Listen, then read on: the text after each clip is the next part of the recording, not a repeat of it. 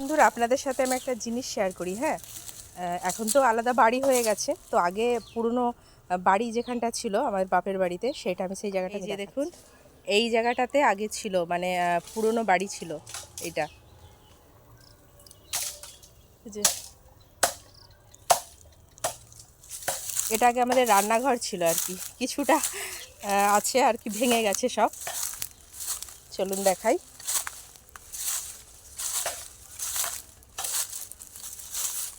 অনেক দিন আসা হয় না।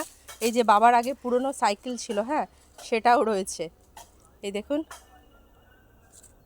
এখন এইদিকে বেশি যাতায়াত করা হয় না, তো যেহেতু বাঁশ বাগান আছে, পাতায় পাতাময় এখানে না।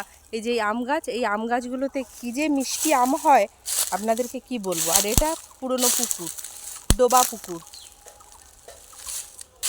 এই যে বাঁশ বাগান, পাতা পড়ে এই অবস্থা। আমার ছেলে আর আমার ভাই দুজনে গেছে স্নান করতে। হ্যাঁ, চলুন আপনাদেরকে আমি দেখাই। ভাই বলতে কাকুর ছেলে, আমার নিজের কোনো ভাই নেই, আমার কাকুর ছেলে। তো যাচ্ছি। এদিকে দেখুন, পুকুরে জল দেয়া হচ্ছে ওই যে পাইপের সাহায্যে।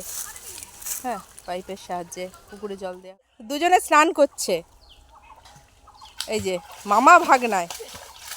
হ্যাঁ, আগে আমরা ছোটবেলায় এখানে স্নান করতাম, জানেন তো, ডুবে বসে থাকতাম আর মা ডাকতো, কিরে কি করছিস, মা আমি ছাড়া দিতাম, এই যে যাই, কিন্তু তখনও কিন্তু উঠিনি। হ্যাঁ, তখন এই পুকুরের মধ্যেই বসে আছি। সেখানে এখানে দেখুন আমার ভাইরা স্নান করছে। দেখুন কি আবার জোগাড় করেছে, ছোলা মোলা যাই হোক, সেইগুলো নিয়ে শুরু করেছে দুজনে মিলে। দেখুন, বুঝছেন, এই দেখুন চারদিকে পুকুর পাড়টা দেখুন। হ্যাঁ, চারদিকে এরকম বাঁশবাগান। যে আগে না, জানেন তো, এই যে পাড়গুলো পরিষ্কার ছিল, আমরা এই পাড় দিয়ে দিয়ে চলে যেতে পারতাম। এই যে চারিদিকটা দেখুন। গ্রাম বাংলার প্রকৃতির সাথে পরিচিত হলেন।